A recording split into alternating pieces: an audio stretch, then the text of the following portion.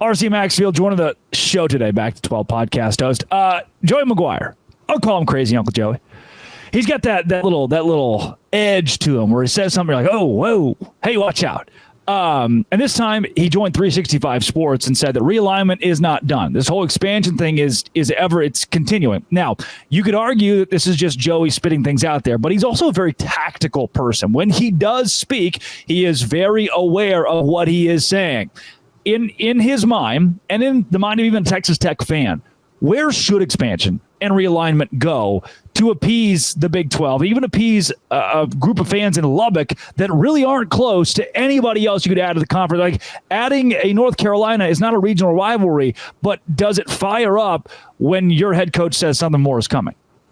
Yeah, I think from a Texas Tech standpoint, you have to keep that regionality in place, right? I think that that's the most important aspect of this. You have to stay together with the Oklahoma States of the world, the Baylors, the TCUs, right? Like, keep that core Texas, Oklahoma, obviously outside of UT and Oklahoma together, because I think that goes a long way in that regard. But I agree with Joey McGuire. I mean, it's not done. I don't know when it's going to be done, Drake. I mean, it feels like when we do get done, 2 seconds later, it's like, hey, by the way, this school is really pissed off about its media rights deal. Like, right. Okay, man, like it's just never going to end, it feels like. I think from a Texas Tech standpoint, though, that's the most important thing. And also, those new schools are really going to help Texas Tech. You think about it in terms of the rivalries that they had back in the day from the standpoint of Arizona, right? Awesome. Colorado. That's big for Texas Tech, having those schools back in the mix.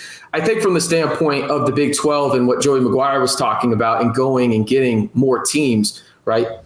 Pitt, I think they're going to be involved. The Louisville of the world. I think a pipe dream, would be somehow getting North Carolina, Miami. Who knows? But I do think that you're going to get more schools in the East. And I feel like that number, if it ever stops, is probably going to be around 20, 22 max. Yeah. But I think from, again, a Texas Tech standpoint, I don't know, because you talked about it from the regionality standpoint. Like, you've already got your rivals pretty close to you. I think you have to stay together in that regard. Then you added two more. You think about the Colorado and Texas Tech, games back in the day where, I mean, my goodness, there were some of the best games there were. Arizona and Texas Tech were playing back before probably our grandparents were born, type stuff. And so I think that that's the most important aspect of it for Texas Tech, is staying within that regionality the best way that they can in the state of Texas, and maybe a little bit, west and obviously north into Stillwater. Because you're right. I mean, Texas Tech is isolated. Doesn't hurt that they have an airport, though. They can't rip on Lubbock too much in that regard. It's a quick flight anyway. True. But overall, I think that that's what Joey's talking about. And the most interesting aspect of this realignment is who's going to be the powers at B that makes the decision, right? Outside of, obviously, Brett Yormark will be, but who's that team or two that kind of replace the head seats at the table of UT and Oklahoma? Who's it going to be? I think it's wide open.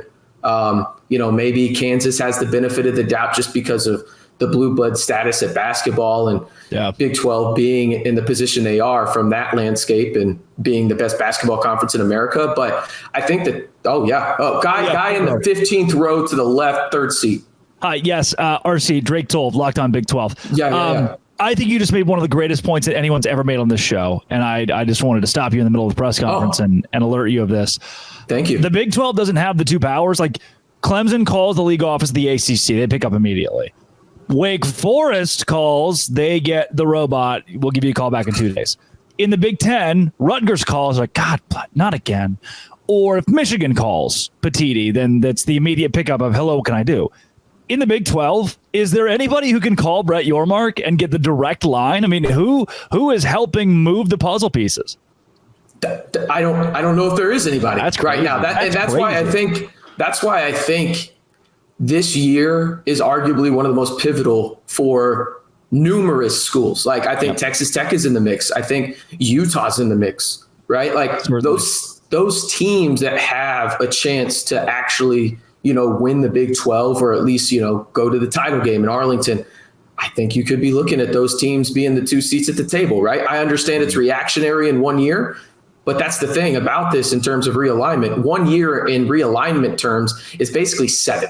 I mean, with how much stuff goes on. And so that's why I think Kansas probably has the lead, and I use lead very loosely. It's just because of the blue blood status from basketball. And your Mark has obviously set his position on basketball. This is a basketball conference, but nobody's dumb enough to actually think football isn't king. We know what pays the bills. But I think it's going to be super fascinating to see who does, potentially become, like the analogy you used, who's the phone call? Who's the one that you answer right away, or who's the one where it's like, I'm out at dinner right now, I'll get back to you in about 20. That kind of deal. And I think that there's numerous teams there, and I'm very interested to see which ones really go up and sustain that success, because, again, Texas Tech is in the mix. Would it shock you if Texas Tech won the Big 12 this year in football? Shock, no. Yeah, I can't say shock. And I know shock is, a big word to use there, but like it wouldn't even surprise me, if they did. I'm not going to predict it, but wouldn't surprise me. We already mentioned 4 schools, and I think there's a couple others too. Like, do they go to the forefront of that? And that's the most interesting aspect of realignment, in my opinion, because the Big 12 is in a position where who the talking head is. It's clearly Brett Yormark, but who is he listening to the most? That's the big thing. I think I like that guy, by the way. He's okay. I'm a Brett Yormark stan. I'm just going to go ahead and somebody said, I've mentioned this on the show probably 5 times. Somebody said 6 months ago, Brett Yormark gets it. He's the best commissioner there is because he is a college football fan first. And I thought, that's the stupidest thing I've ever heard in my life. He's a businessman. The guy, he runs on dollars, on the bottom line. And that's what you freaking need in expansion of real. You don't need the guy who's like, I grew up going to the Illinois games, fighting Illini, shaking the pom-poms. No, you need a businessman. The Big 12 has it.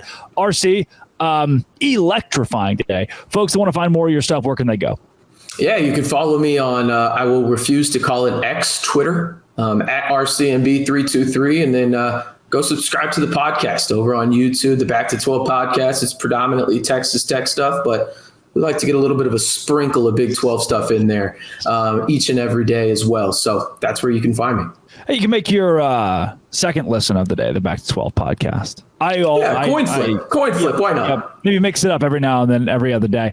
Yeah, definitely listen to Drake, but listen to me too. Put them both maybe at the same time, 2 times speed. Split screen. Let it rock. RC, thanks so much for the show today. Again, electric stuff. Appreciate you having me on, man. This is awesome. You do a great job for the Big 12, man. Sincerely. Thanks, Dad. For those that are out there listening to the show today, thank you for making this show your first listen every single day. Come back Monday. The NCAA is on fire, and I'm not sure if there's anybody that exists that's even trying to put it out right now. That's not a good thing. We'll consider that right here on Locked On. Thanks for making it your first listen every single day again. Dose Grande.